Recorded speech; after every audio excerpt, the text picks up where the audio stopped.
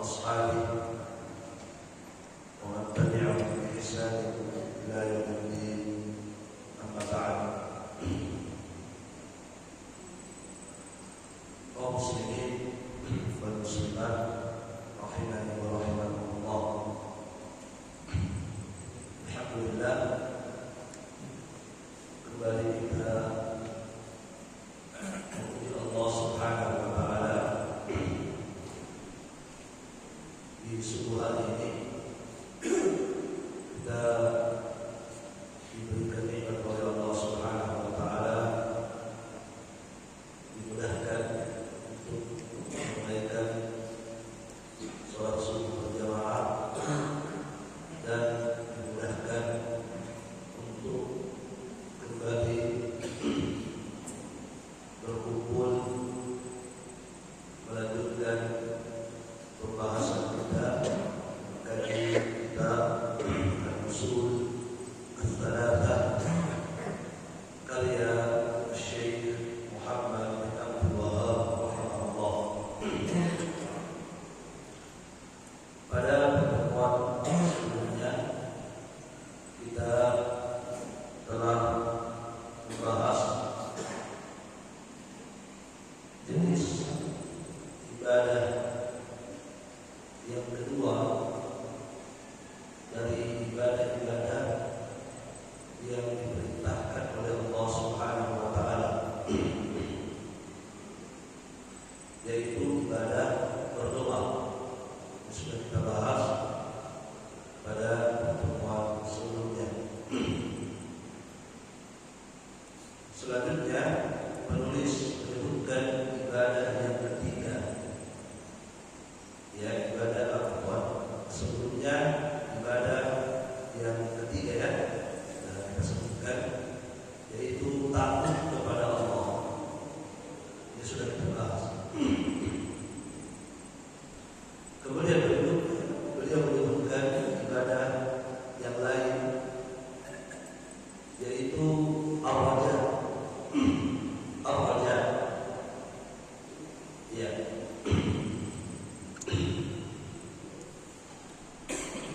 Apa itu ar-raja? Ar-raja itu jamaah sekalian, itu secara bahasa artinya al-amal, harapan. Itu secara bahasa, yaitu harapan, keinginan. Adapun yang dimaksud di sini menurut istilah barakallahu disebutkan oleh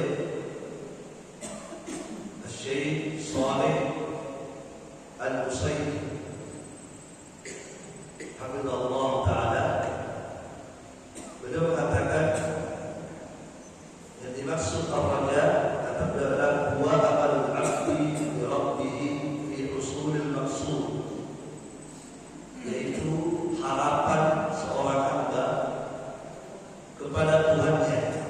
Harapan seorang hamba kepada Tuhannya adalah apa yang dia inginkan diwujudkan oleh Allah Subhanahu wa taala. Ya, ini yang dimaksud dengan ar-raja, itu berharap, ya, berharap kepada Allah. Ya, apa yang diharapkan terserah tergantung orangnya. Yang jelas dia berharap sesuatu kepada Allah, dan dia berharap kepada Allah supaya apa yang dia inginkan ini diwujudkan dan dikabulkan, diberikan oleh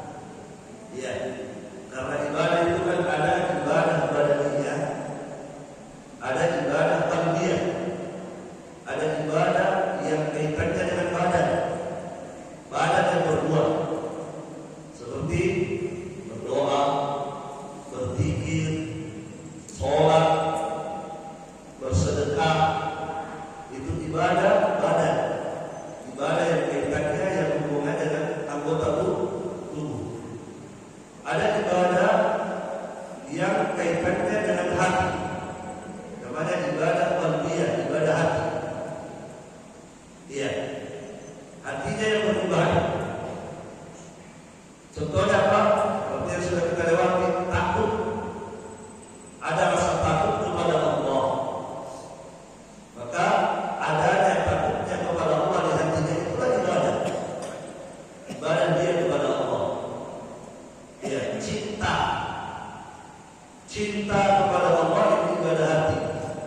Tawakal, ini semua ibadah hati. Nah, di antara ibadah hati itu adalah apa? Ini dia, ar-raja, berharap. Artinya berharap kepada Allah sesuatu. Ya, jemaah sekalian, rahimani wa rahimakumullah jami'an. Allah Subhanahu wa taala kemudian beliau membawakan dalilnya, dalil tentang ar-raja, ibadah berharap kepada Allah. Baik, beliau bawakan dalilnya. Kata beliau dalam kitabnya ini, wa dalilur raja'i qauluhu ta'ala. Adapun dalilnya, dalil tentang ibadah ar-raja, ya berharap ini adalah firman Allah Subhanahu wa taala. Faman kana yarju liqa'a rabbih falya'mal 'amalan shalihan wa la yushrik bi'ibadati rabbih ahada. Kata Allah Subhanahu wa taala, barang siapa yang berharap, yarju, siapa yang berharap, ya, siapa yang punya harapan kepada Allah. Berharap apa? Di ayat ini dikatakan berharap liqa'a rabbih. Siapa yang berharap, yang punya harapan dalam hatinya untuk liqa'a rabbih, untuk berjumpa, bertemu dengan Allah di hari kiamat. Siapa yang punya harapan di dunia ini untuk berjumpa, bertemu dengan Allah. Ya, berjumpa di sini bertemu langsung dengan Allah. Ya, melihat langsung Allah di hadapannya. Siapa yang berharap seperti ini, punya harapan kepada Allah dalam hatinya, bisa bertemu Allah di hari kiamat. Sekali lagi, liqa'a rabbih, bertemu di sini adalah melihat Allah. Matanya bisa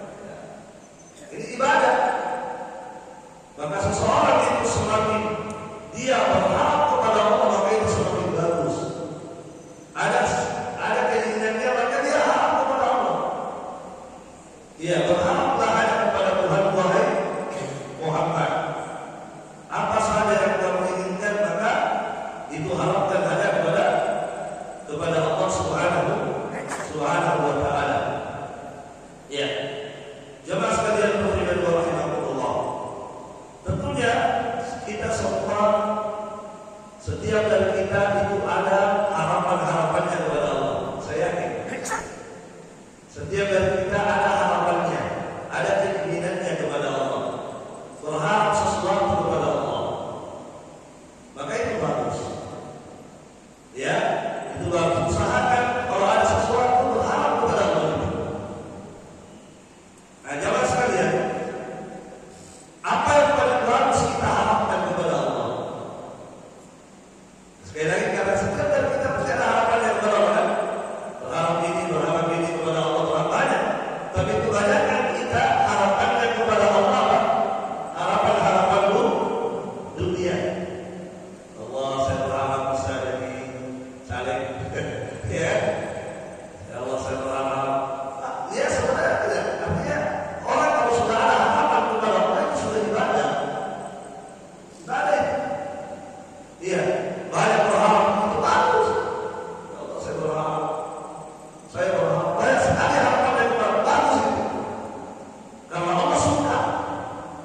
Allah itu semakin hambanya banyak harapannya kepada Allah semakin suka. Karena menunjukkan bahwa hamba itu mengakui kelemahan dirinya dan mengakui kebutuhannya dia kepada Allah Subhanahu wa Ta'ala. Yang Allah tidak suka itu kalau kita banyak berharap kepada orang. Kalau saya berharap dia tidak baik. Ya, yang bagus itu, dan ini ciri orang yang bertauhid, selalu dia berharap dan harapannya banyak, harapannya semuanya hanya kepada Allah Subhanahu wa Ta'ala. Coba jamaah sekalian, barakallahu fiikum. Harapan yang paling bagus itu yang mana? Harapan apa yang kita bangun? Akan kebanyakan orang kalau berharap kepada Allah itu, kebanyakan harapannya hanya seputar-seputar dunia. Saya berharap bisa dapat istri yang kaya, cantik. Ya kan? Saya berharap bisa, ya Allah, saya berharap kepadamu. Ada harapan-harapan dia kepada Allah. Dan jemaah sekalian, seorang hamba yang paling bagus dia harapkan kepada Allah, ini di ayat ini. Makanya Syekh menyebutkan ayat ini.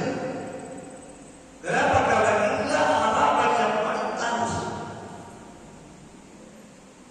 Seorang hamba hendaklah selalu ada dalam hatinya berharap kepada Allah yang itu. Berharap apa? Berharap untuk bisa berjumpa, bertemu dengan Allah di hari kiamat dengan mata kepala langsung. Ini harapan seorang muslim yang paling indah. Ya Allah, apa kata Allah? "Faman kana yarju liqa'a rabbih." Siapa saja yang punya harapan kepada Allah, apa harapannya?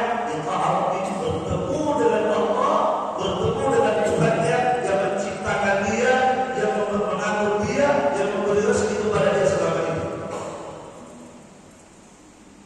Ini yang harus kita harapkan kepada Allah. Saya berharap bisa bertemu dengan melihat engkau di hari kiamat.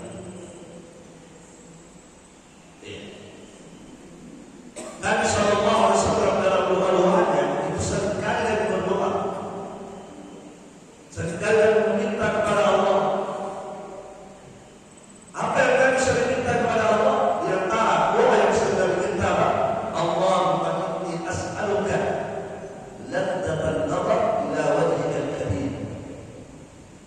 Ya Allah, saya meminta kepadamu. Saya memohon kepadamu, saya berharap kepadamu. Apa? Bisa melihat, bisa merasakan kenikmatan melihat wajahmu pada hari kiamat. Ya Allah, saya minta kepadamu, berharap kepadamu, bisa apa? Di hari kiamat bisa berjumpa denganmu dan merasakan nikmat melihat wajahmu.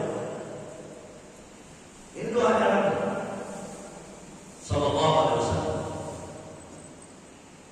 Maka ini yang harusnya selalu ada dalam harapan kita kepada Allah. Ya Allah, tolong ya Allah,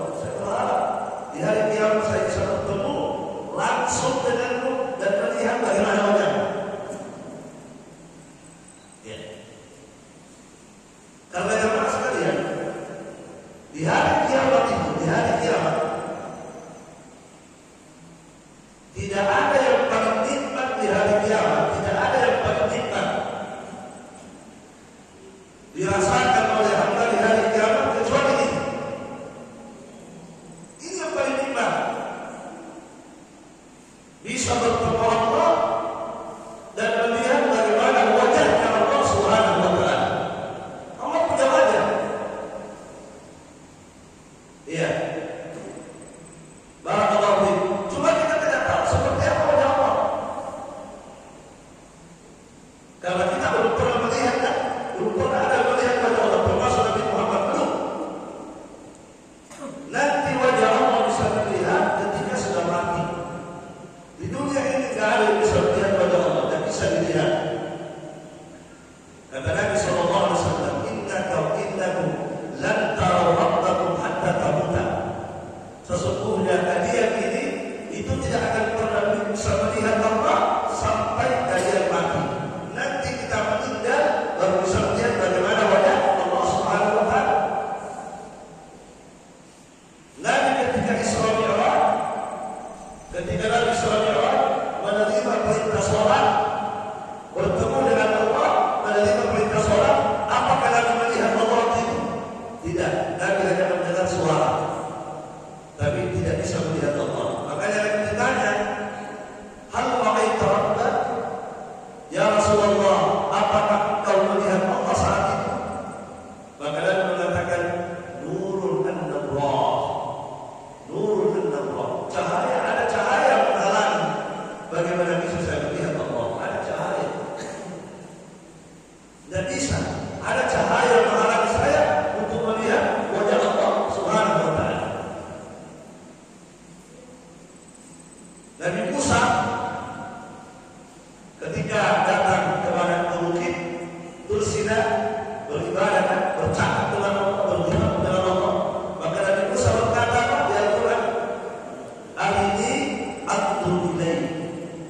Ya Allah, tolong perlihatkan dirimu kepada saya melihat.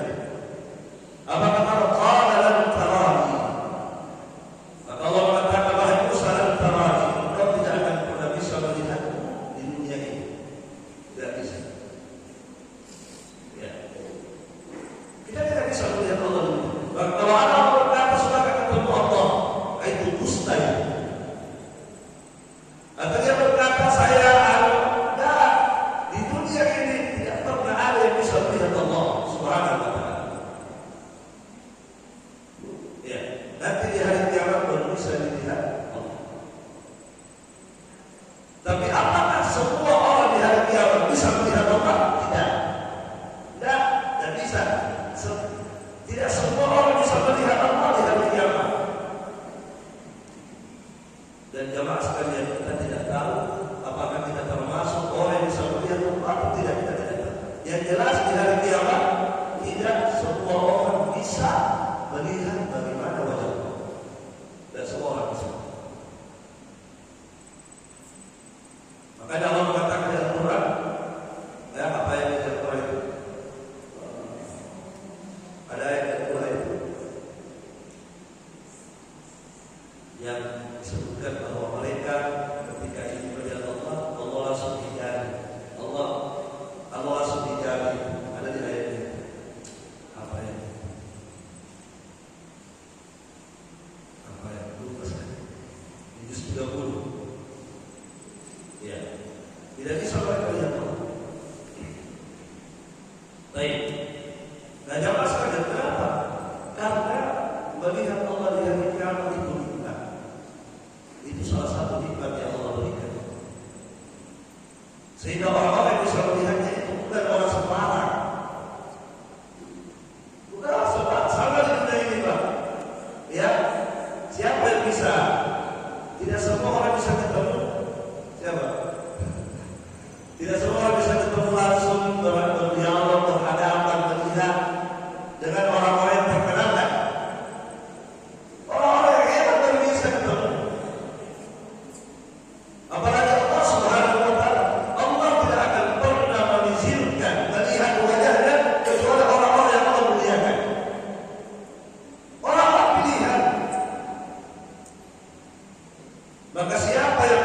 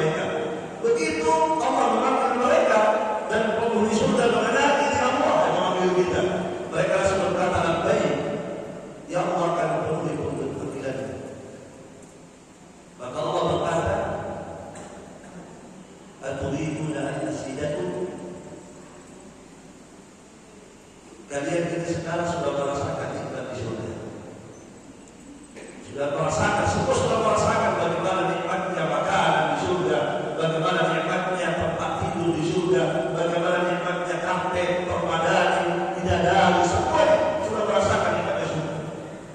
Nikmat sekali di surga. Ya.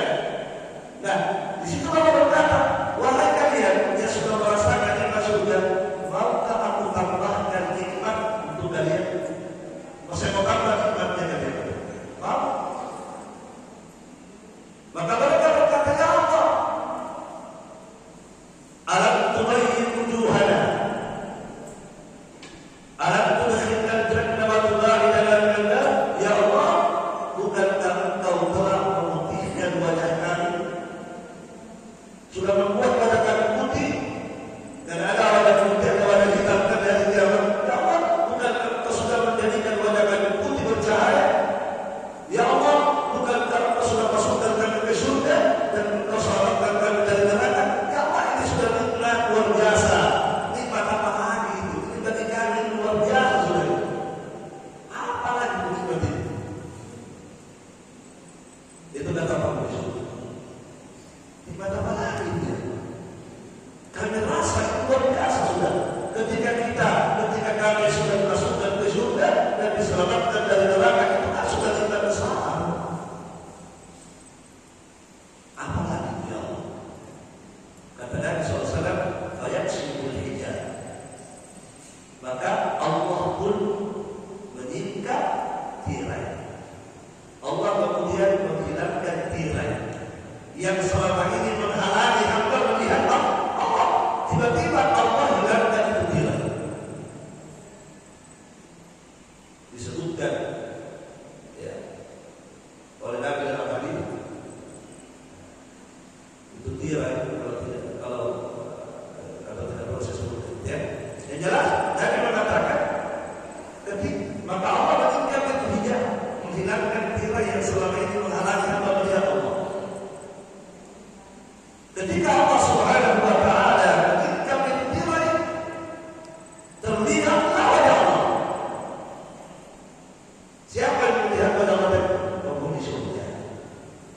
Yang tidak masuk ke surga, mohon maaf, kasihan Anda. Alangkah kasihan kita ketika kita tidak masuk ke surga. Kenapa? Karena kita tidak akan pernah bisa melihat bagaimana wajah Allah. Karena yang bisa melihat wajah Allah hanyalah orang-orang yang Allah muliakan dimasukkan ke surga. Itu yang bisa melihat wajah Allah. Maka orang yang kafir, orang yang musyrik tak akan pernah melihat wajah Allah. Abu Lahab tidak pernah melihat wajah Allah. Kenapa? Karena Abu Lahab di neraka dan api dalamnya tidak pernah masuk surga. Siapa yang tidak masuk surga, dia tidak akan pernah melihat bagaimana cahaya wajah Allah. Jamaah sekalian, Nabi berkata, ketika Allah meninggalkan hijab, menghilangkan itu tirai, maka terlihat wajah Allah. Ketika penghuni surga melihat wajah Allah, Nabi mengatakan, "Famartu syai'an ahabba ilaihim min an-nadhari ila rabbihim."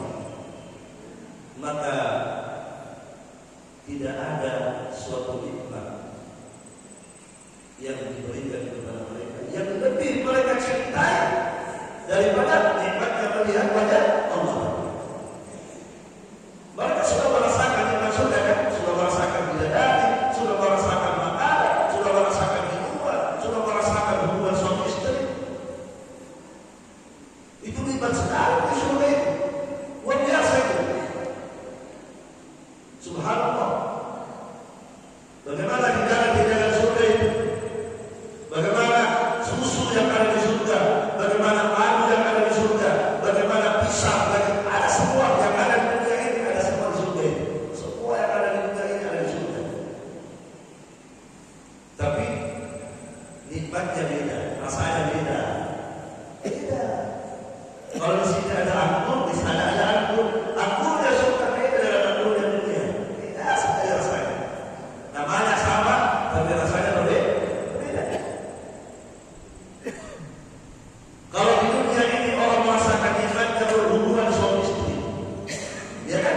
Di sana ada. Di sana ada berhubungan suami istri.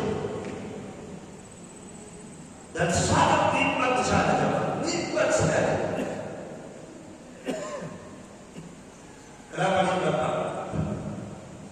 Apa bedanya? Apa bedanya hubungan suami istri di sini dengan di sana?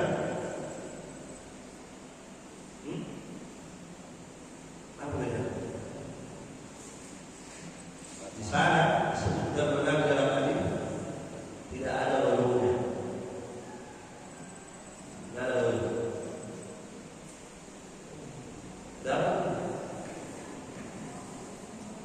laki-laki diberikan kekuatan 100 kali lipat. Ini disebutkan dalam hadis. Diberikan kekuatan 100 kali lipat.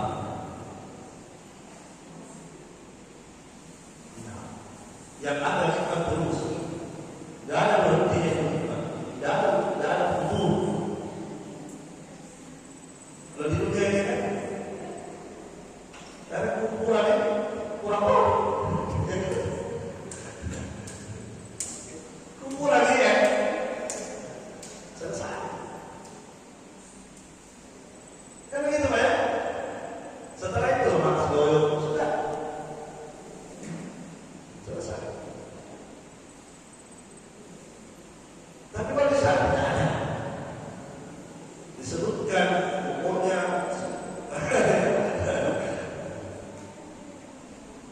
itu ada di sana dalam juga tentang kata tua katakan sesungguhnya laki-laki itu diberikan kekuatan 100 kali lipat.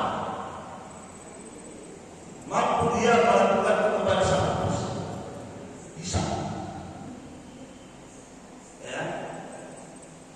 Kemudian wanitanya perempuan itu disebutkan dalam hadis dalam ayat itu apa ayatnya itu fi syughulin faqihun surah Al-Yasin ya. Fi syughulin faqihun laki-lakinya itu sibuk memecahkan. Kenapa maksudnya sibuk memecahkan? Karena itu perempuannya perawat terus. Sehingga laki-lakinya sibuk memecah. Itu yang kurang seperti itu. Nikmat sekali. Subhanallah. Padahal kalau berbicara wanita, di Al-Quran juga banyak perempuan itu. Di Al-Quran. Cuma ada sebagian orang kurang ajar mengatakan Al-Quran itu porno. Alasannya karena Al-Quran digambarkan perempuan surga begitu. Allah gambarkan begitu supaya kita semangat berada di itu. Ini orang terlalu begitu. Yang ada Al-Quran itu Allah gambarkan bagaimana perempuan di sana. Supaya orang di dunia ini jangan kemudian gara-gara perempuan, ya gara-gara nafsu itu melanggar yang tahu. Sabar dan ada surga. Allah kembalikan itu supaya kita bersabar. Jangan kemudian kita terlena dengan nikmat sesaat yang kemudian haram. Padahal nikmat sesaat saja kan. Bersih itu kan nikmat sesaat untuk merasakan penderitaan di hari kiamat. Allah kembalikan supaya kita punya harapan kepada Allah. Allah kembalikan di surga di Al-Quran. Ya kan begitu. Ayat yang kurang berbicara tentang perempuan di surga itu banyak. Wa kawa'iba at-taraba wa ka'san dihaqa. Kata Allah di surga itu ada kawa'ib, ada bidadari. Kawa'ib yang bidadari itu kawa'ib. Apa itu kawa'ib? Bidadari yang kawa'ib. Apa artinya kawa'ib? Jangan saya sebutkan. Kawa'ib artinya bagian bidadari. Allah sebutkan itu bagian bidadari itu luar biasa. Dan menyebutkan juga kalau anna imra'atan min ahli jannah, seandainya ada satu perempuan surga turun ke dunia, satu saja turun ke dunia, apa yang terjadi kepada Allah Maka satu dunia akan bersinar dengan cahayanya.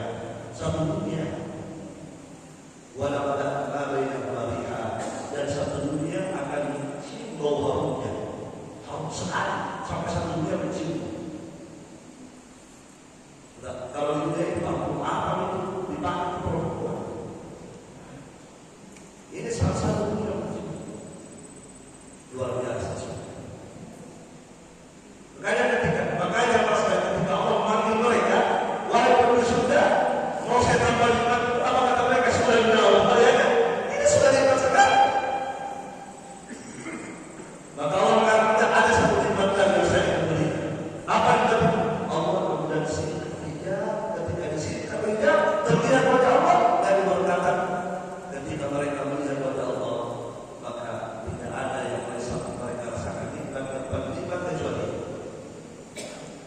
Kata Al-Hasan Al-Basri, "Yasmuna nikmat jannah." Ketika mereka melihat wajah Allah, mereka menjadi lupa dengan semua nikmat surga. Mereka menjadi lupa.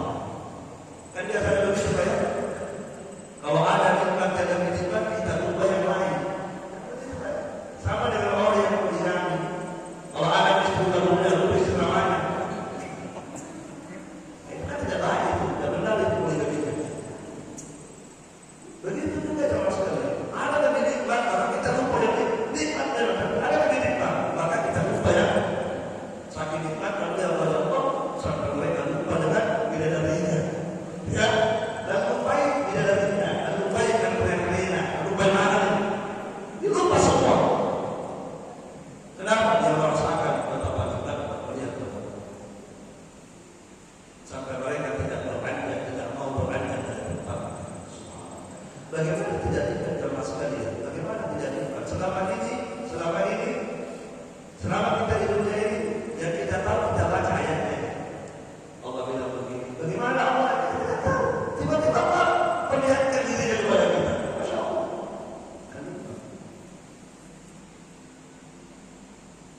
Dan wajahnya Allah indah sekali. Indah sekali. Ya Ustaz, bagaimana indahnya? Tidak tahu kan? Karena kita belum lihat. Tapi indah sekali wajah Allah. Yang jelas siapa yang melihat wajah Allah, dia akan merasakan lezat, nikmat. Mengalahkan nikmatnya surga, mengalahkan nikmatnya dari berhubungan suami istri surga. Itu nikmat. Jelas sekali.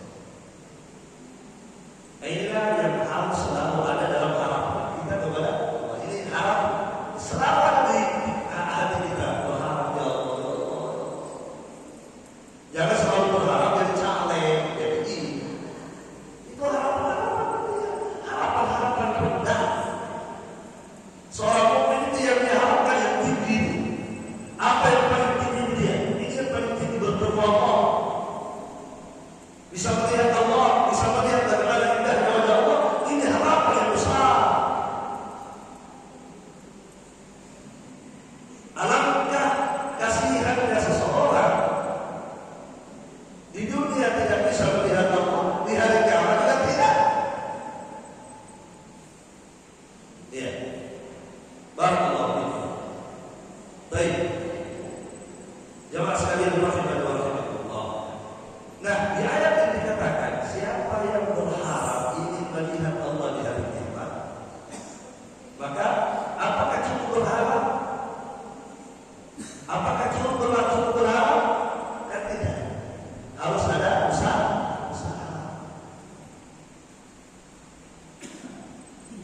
Jadi berharap itu kalau berharap itu ibadah. Tapi untuk terwujud harapan kita mesti ada usaha. Kalau orang berharap tapi tidak ada usaha, bukan harapan namanya, itu namanya apa? Menghayal. Beda itu berharap dan menghayal. Kalau menghayal bukan ibadah. Menghayal kapan saya punya ini, kapan saya masuk surga. Tapi tidak ada usaha. Itu namanya menghayal. Menghayal bukan ibadah. Berharap itu ibadah. Berharap itu disertai usaha. Dan usaha seseorang itu akan semakin hebat usaha Allah. Kalau harapannya semakin kuat itu harapan, maka semakin hebat itu ibadah, semakin hebat itu usaha. Makanya salah satu mesin penggerak ibadah itu ini harapan. Ini harapan yang membuat kita semangat melakukan sesuatu.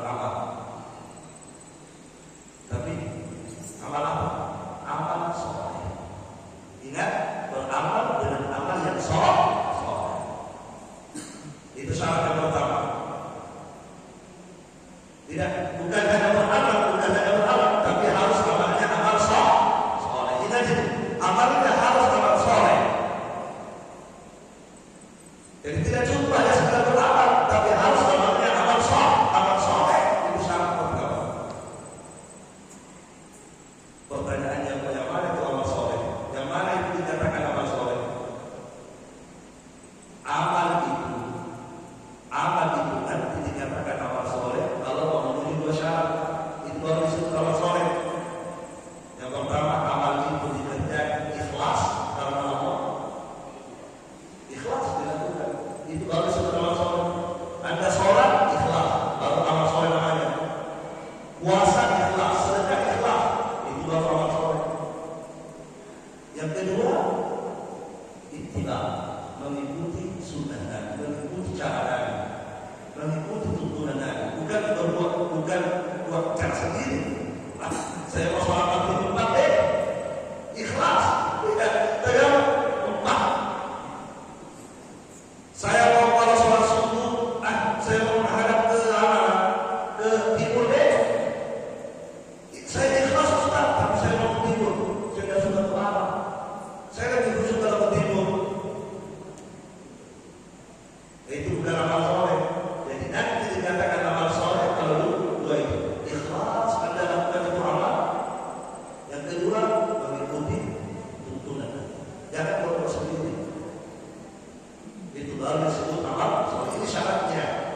Siapa yang ingin melihat Allah di hari kiamat, ini perlu disyarat. Lakukan amal, tapi amal yang soleh. Lakukan ibadah, sholat, puasa, baca Al-Quran, semuanya lakukan karena Allah dan ikuti tuntunan Nabi. Kalau ada orang ibadah beramal tapi tidak ikhlas, sedekah 2 miliar tidak ikhlas, mau dibilang bukan amal soleh. Amal apa namanya? Amal salah. Amal salah. Ya. Atau dia ikhlas tapi tidak sesuai tuntunan Nabi seperti saya kira tadi. Dia sholat tapi menghadap kemana? Ada pesan. Dia sholat lain caranya. Orang sholat begini, dia sholat begini misalnya. Ya, dia buat cara lain.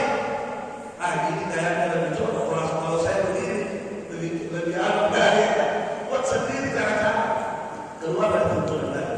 Ini tidak benar. Ini yang pertama, Pak. Lakukan amal soleh dan jelaskan untuk mewujudkan ini keinginan Anda kepada Allah. Amalan di dunia ini yang paling Anda harus perhatikan. Amalan yang paling harus diperhatikan adalah amalan sholat. Jaga itu sholat, jaga itu. Ini salah satu amalan yang luar biasa yang bisa mewujudkan keinginan Anda kepada Allah. Amal sholat, terutama sholat asar dan subuh. Ini terutama kali dua sholat, terutama sholat asar dan subuh. Ini dua ini betul-betul Anda perhatikan lebih daripada yang lain. Dua Anda perhatikan.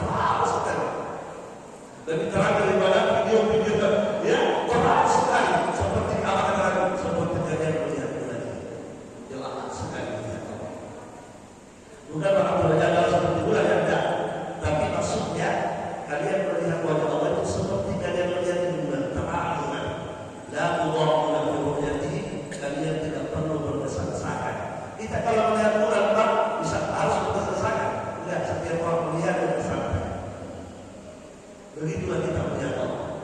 Biasanya kalau orang mau ketemu orang penting harus buat sikat kan? Ya kan? Tidak perlu. Kata Allah, kalian melihat Allah itu santai seperti melihat bulan. Tidak perlu berusaha. Kemudian Nabi mengatakan kalian seperti itu. Dan tughnabu an salat qabla tulu'i syamsi wa qabla ghurub. Maka jika bisa kalian usahakan, jika bisa kalian tidak terkalahkan. Kalian tidak terkalahkan dan dua sholat sebelum terbenam matahari dan sholat sebelum terbit matahari, usahakan kalian tidak terkalahkan. Sholat sebelum terbenam matahari sholat apa? Asar.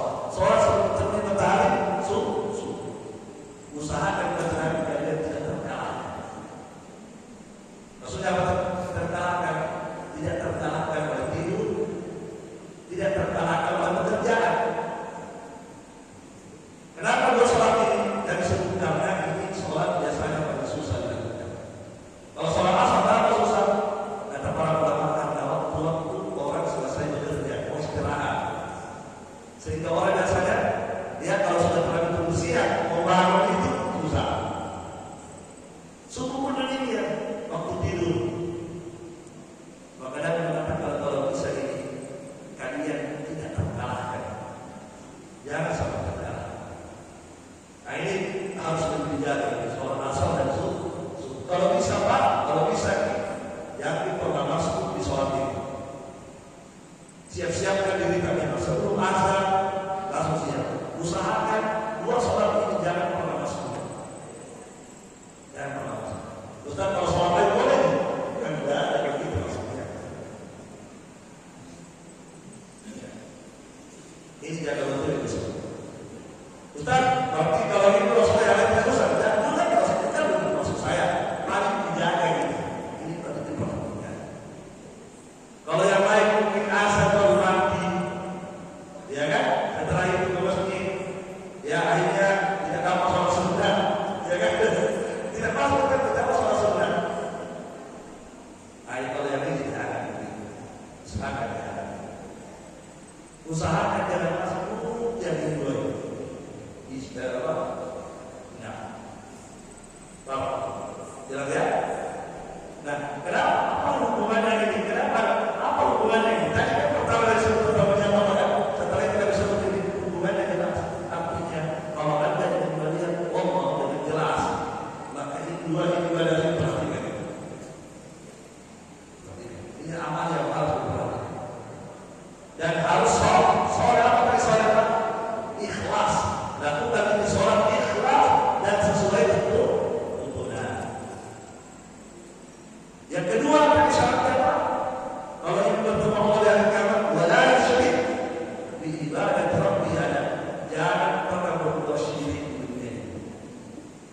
Jangan pernah berbuat syirik. Ini syaratnya.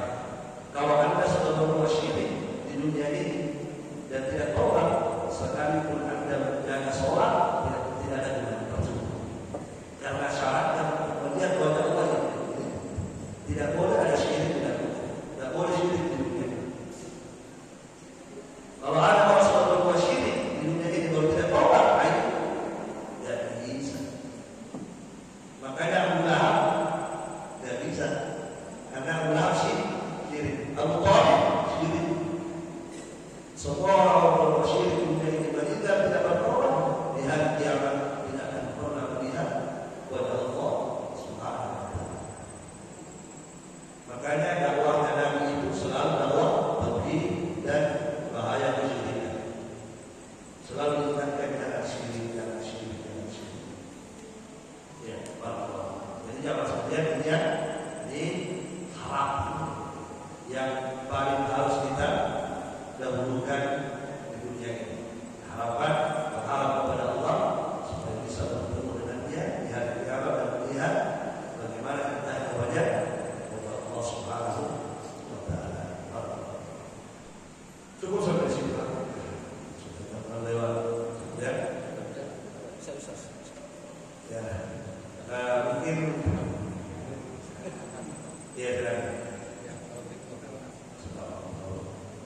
Ustaz, ketika di padang mahsyar seluruh umat manusia satu persatu dihisab amal perbuatannya di hadapan Allah Subhanahu wa taala. Ya. Berarti di situ sudah ada pertemuan antara Allah dengan manusia. Nah, pertanyaan satu, bagaimana penempatan wajah Allah pada waktu itu? Apakah ada kenikmatan atau tidak? Ya, Allah ada. Ya memang betul kita bertemu dengan Allah, tapi tidak ada riwayat yang menyebutkan kita melihat Allah. Tidak ada riwayat. Dan tidak ada riwayat yang menyebutkan bahwa di saat itu manusia melihat berhadapan melihat wajahnya Allah. Ya. Karena Allah itu nanti terlihat di mana? Di surga. Nanti terlihat di surga. Sebelum masuk surga tidak. Allah tidak terlihat. Jadi kalau mungkin dihisab dan mungkin mungkin hanya sebatas, ya kan? Seperti Rasulullah berdialog dengan Allah, Musa berdialog. Tapi apakah sudah mereka lihat wajah Allah di situ? Allah nampaknya di surga baru terlihat wajah Allah Subhanahu wa Ta'ala. Sekarang. Assalamualaikum warahmatullahi wabarakatuh. Menarik sekali kajian ini tentang harapan. Saya juga baru tahu bahwa harapan itu adalah motor penggerak dalam beribadah. Ya. Motor penggerak dalam beribadah. Harapan itu adalah motor penggerak dan menjadi kekuatan kita beribadah. Ya.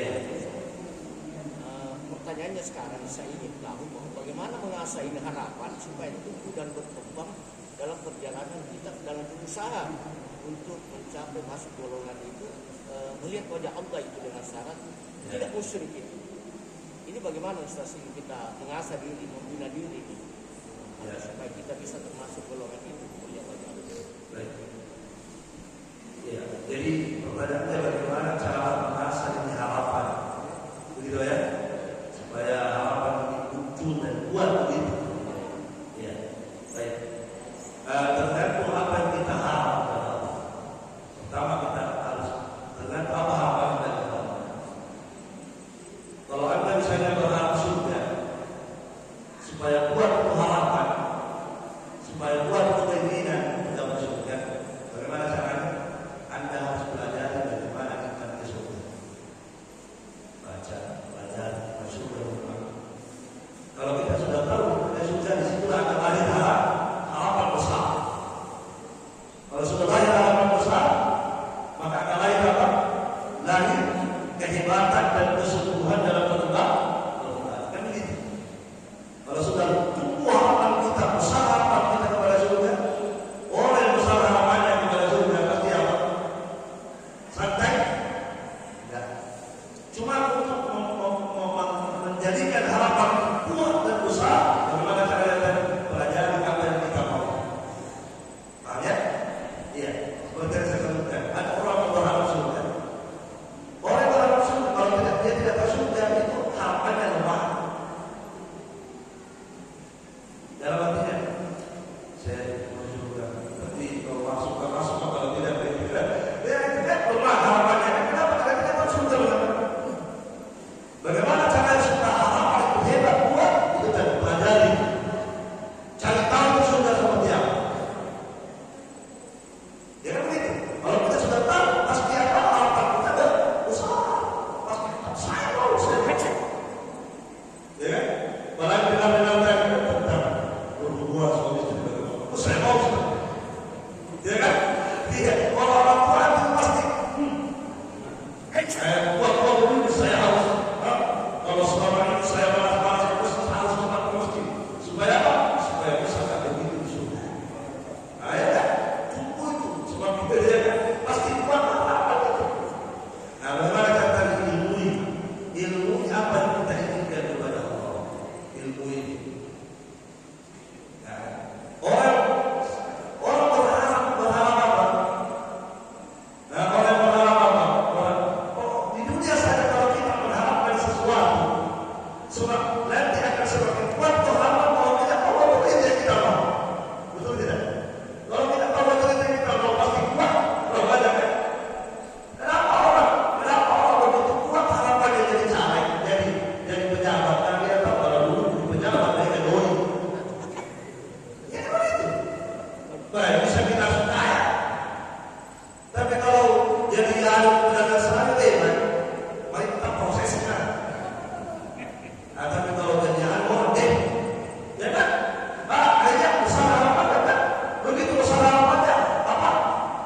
usaha